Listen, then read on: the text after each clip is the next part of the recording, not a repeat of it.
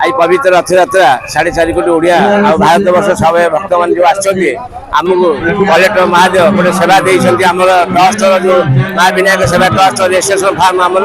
से आम आज सका उपमा छोला फल पकड़ी एयर बंटन पानी बंटन करूँ 11टा पर आम खेचड़ी डालमा खटा आम बंटन करूँ भक्त मान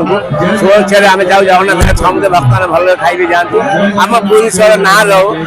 आम सेवायत भाई ना रो आम आडिशनल जो सिस्टम अच्छी सहित आम समस्त उपभोक्त होमको साहय कर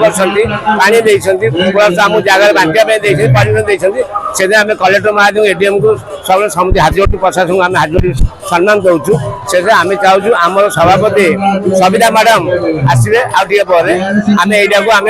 भले भले जाऊ जगन्नाथ आशीर्वाद समझे भले भले आज हूँ विश्व प्रसिद्ध महाप्रभु से घोष यात्रा यही घोष यात्रा महाप्रभु भक्ता सुभद्रा कालिया साहब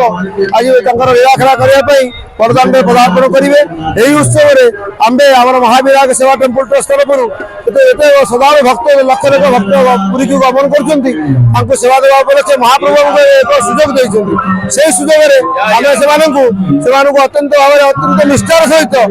सुखाद्य बंटन करुँ पानी बोतल बंटन करुँ ओआरएस पानी बंटन करुँ दही पानी बंटन करुँ तत्सहित रंधा खाद्य अरुआ